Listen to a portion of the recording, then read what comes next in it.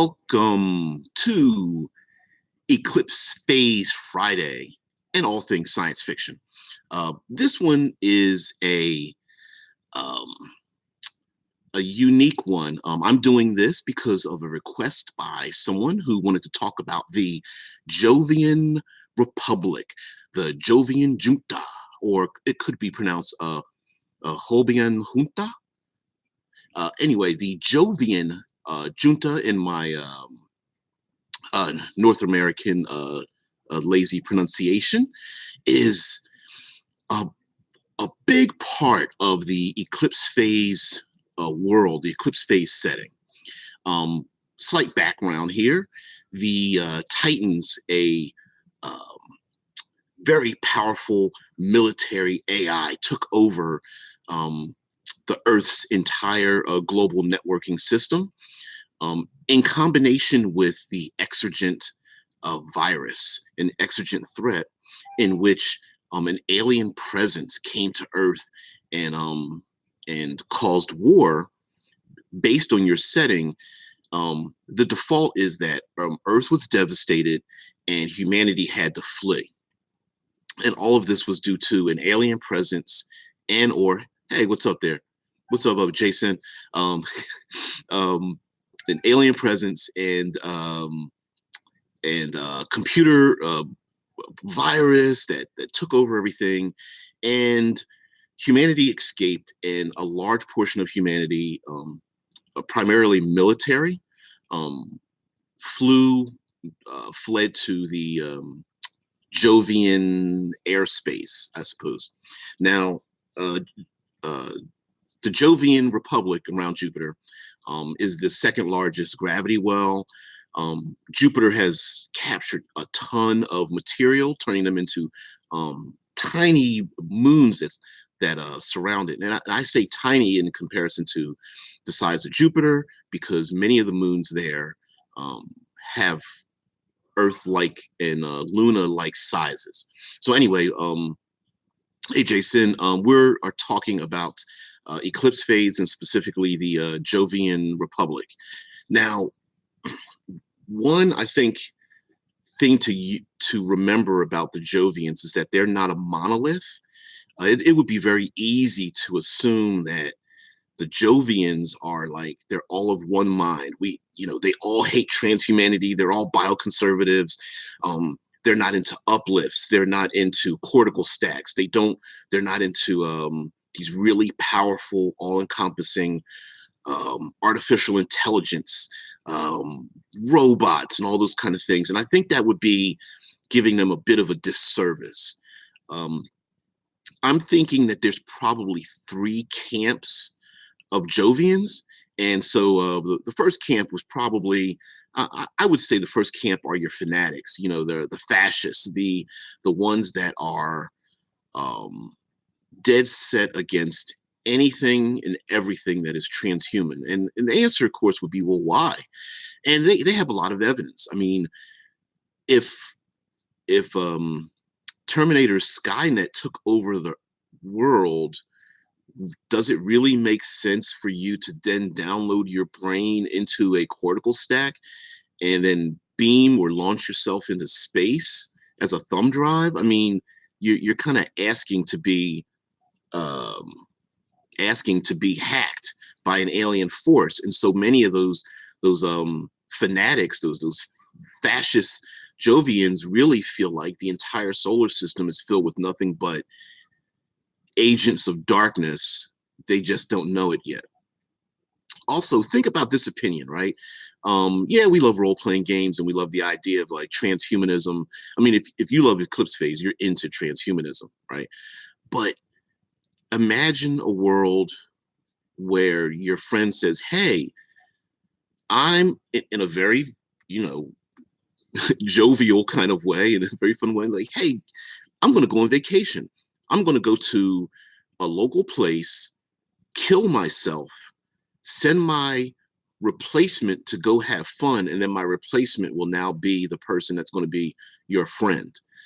To them, uploading and resleeving is literal suicide, because all you're doing is making a copy, a convincing copy, and the copy may not realize there's a transition, but essentially you're committing suicide and your copy is going on and having their own life. So you will have those fascists. Now, the fascists control a large portion of the Jovian government. So information that comes in and out, the population that lives around the, the Jovian orbital area, a lot of their information is modified and disseminated and censored and filtered through this there's nothing but enemies on the outside kind of personality.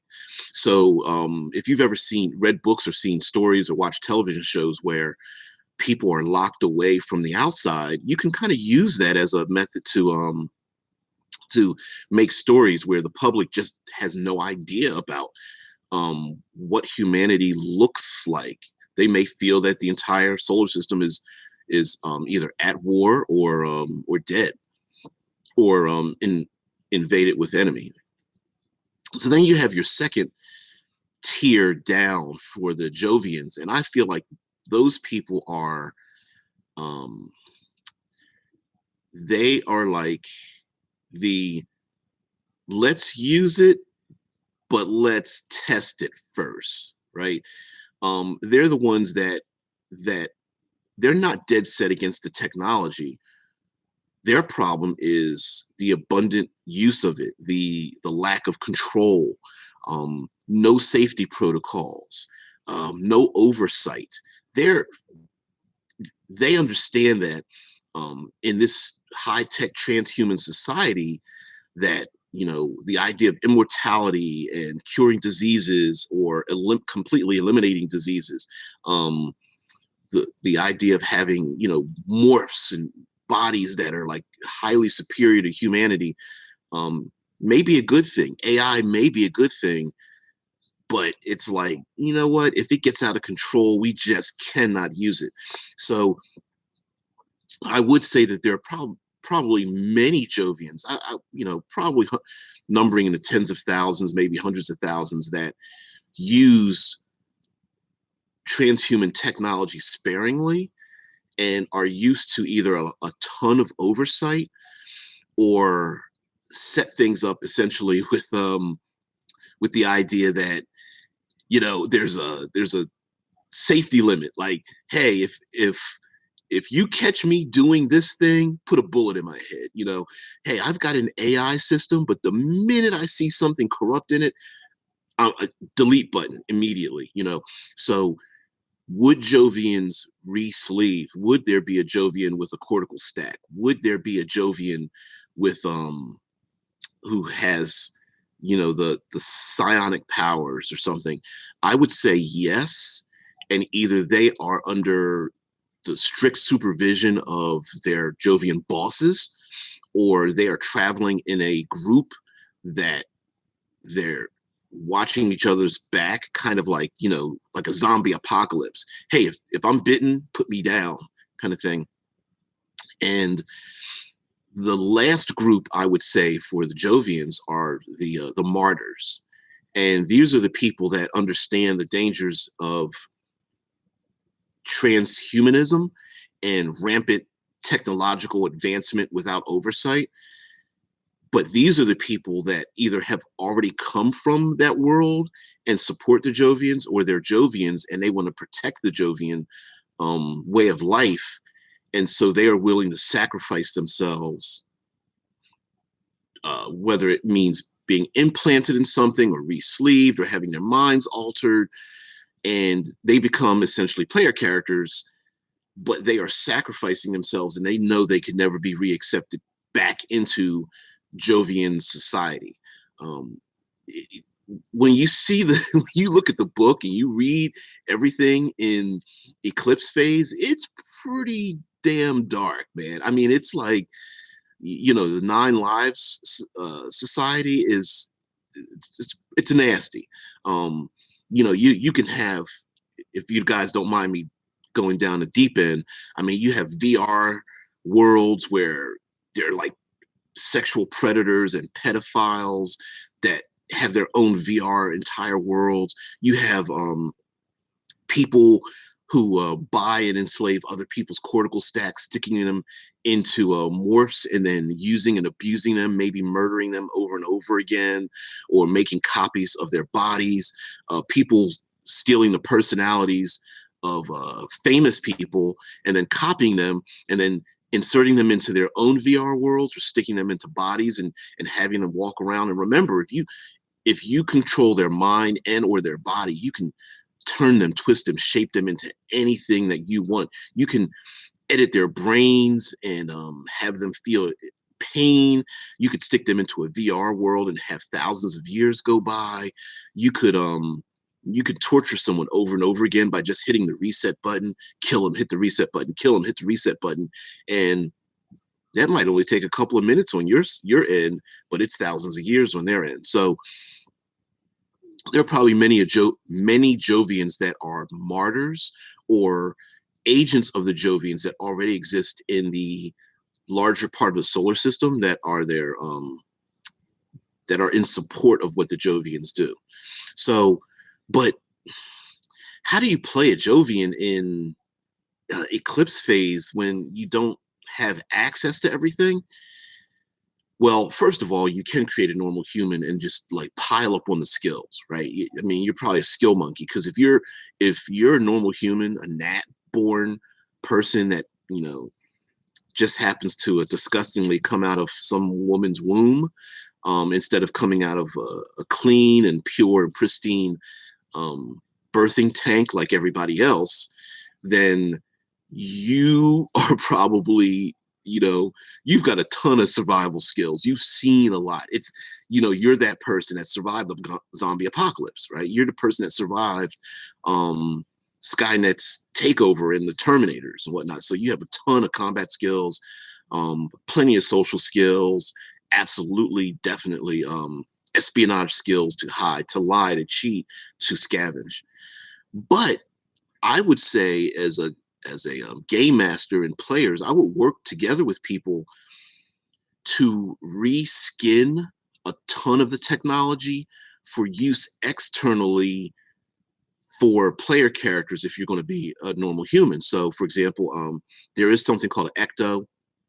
You can rename it whatever you want, but Ecto is basically like Google glasses, maybe an ear implant or something in the cuff of your arm, or maybe a hard drive in your shoe, and it operates exactly like a Muse.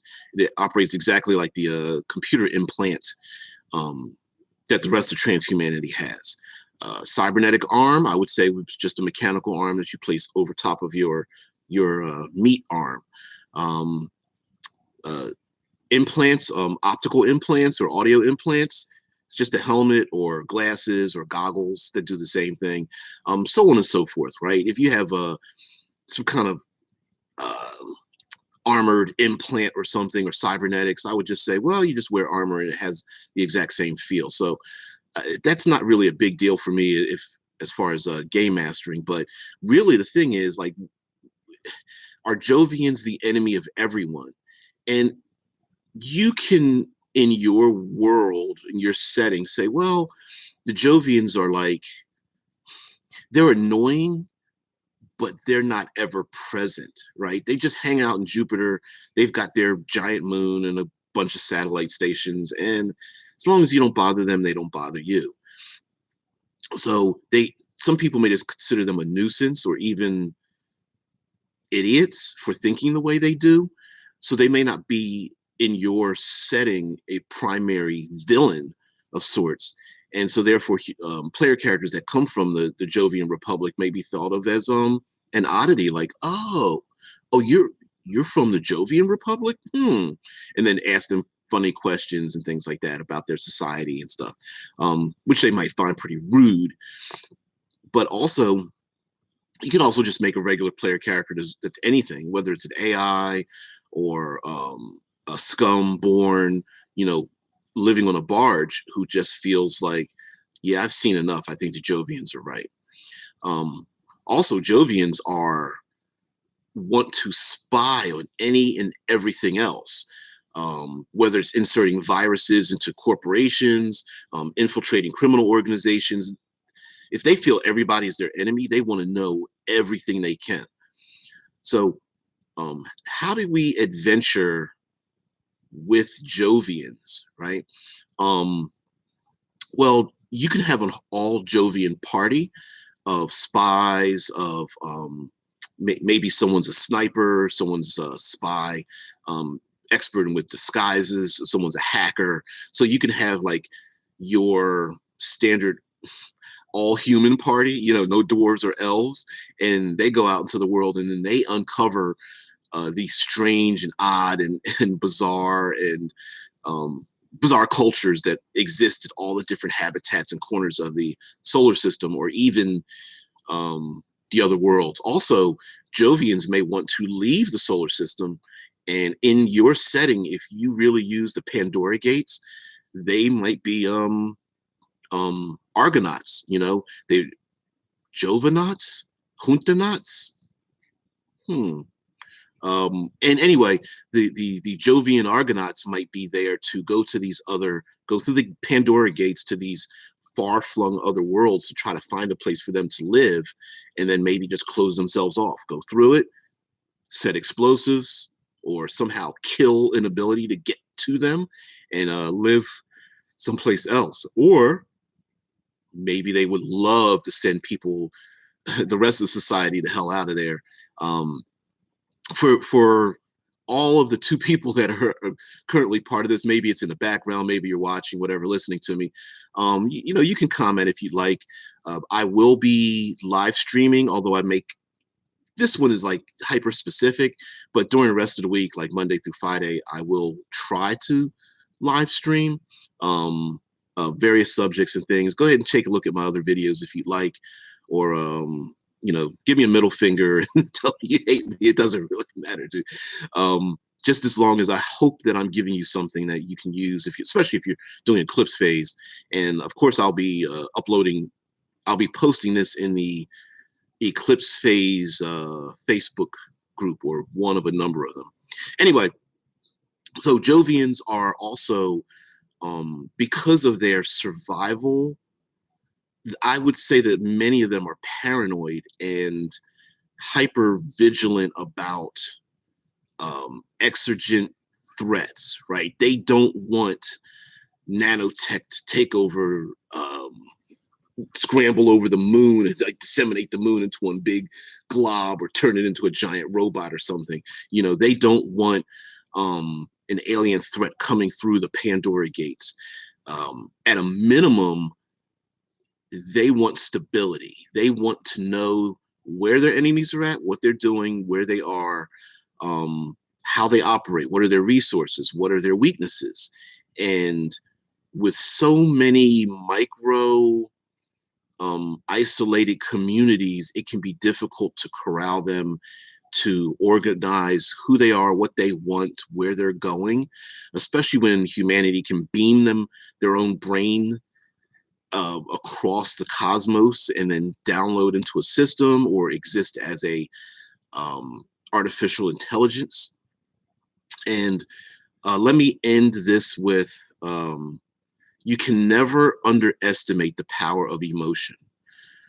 If you're a human being that has escaped and moved to the Jovian ecosphere, and you find out that a loved one has been downloaded into a cortical stack, you may not care.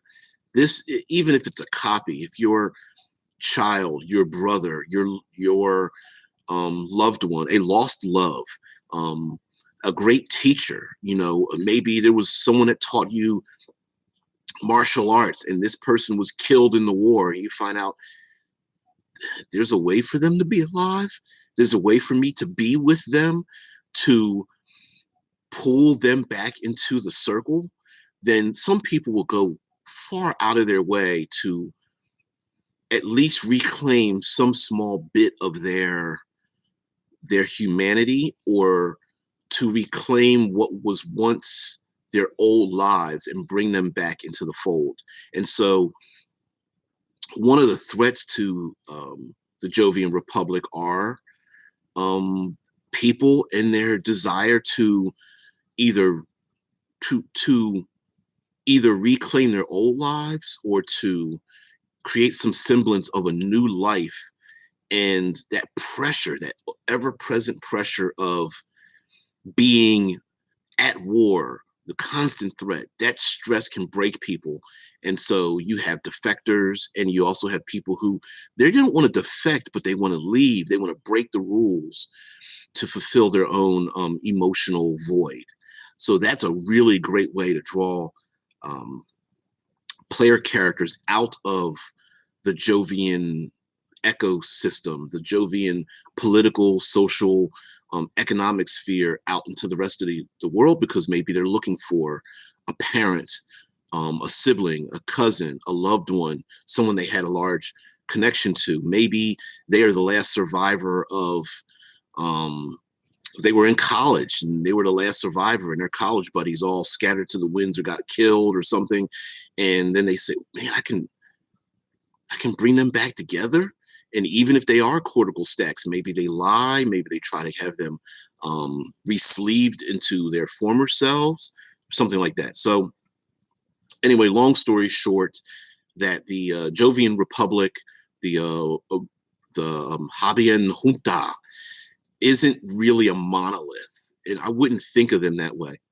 Yeah, and of course you're free to make them a monolith and make them the bad guys, and have them ever presence everywhere, where they're just in like large military, um, organized military regime that's just stomping their way around the solar system, or they could just be a nuisance, or even an isolated conclave, and they think they're bigger than they really are, and other people just kind of consider them to be, like, well, we tolerate them because, that's like our drunk uncle. That's the aunt that likes to flirt with the underage kids in the family. It's just like, we tolerate it to a point.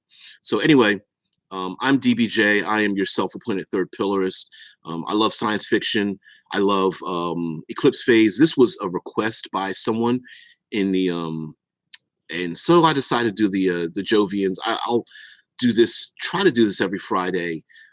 Just talk about Eclipse Phase, how to use it, some of the rules, and I'll try to end this with a lot of my videos. And that Eclipse Phase has a second edition that's supposed to be simpler. And if you're worried about, there's a ton of information, but it really defaults to, it's a percentile system. If there's benefits or penalties in whatever action you're doing, so you find a skill or use an attribute, roll percentile dice, subtract or add up to or below plus or minus 30. So just use like plus or minus 10, plus or minus 20, plus or minus 30, depending on how difficult you want the action to be. You, of course, want to roll below, equal to, or below your skill level. The lower the roll, actually, the better. You want to roll doubles because those are like critical successes. If you roll doubles, but it's above your skill level, that means those are critical failures.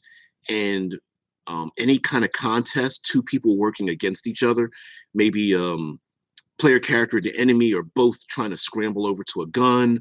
Maybe the enemy is about to hit the airlock and you're trying to scramble to stop them.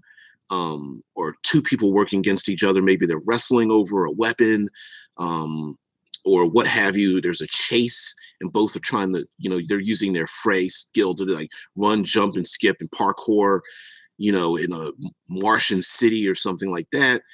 Both people roll their skills. You want to get the highest roll without going over your skill level. So you both want to roll.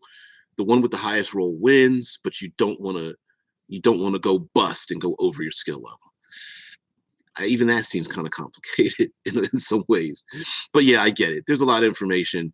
You have to do a lot of work to begin. So I suggest they have free in the main book, and they also have an adventure that has the player characters already created. I would use those and just modify them just a little bit. for your games. So anyway, I'm DBJ, your third pillarist, a contributing writer to Critical Hit Publishing, which can be found on Drive-Thru RPG. Just search for Critical Hit Publishing. My baby is the cinematic environs, which uses 5E as a framework for using the environment in a cinematic way, whether it's mountains or deserts or Arctic regions. So far, we have planes or using survival techniques. So anyway, I'm DBJ. Thanks for your attention. See you, Jason Lapel. Thanks for saying hello. All two of you, thanks for stopping in, and I'll see you later.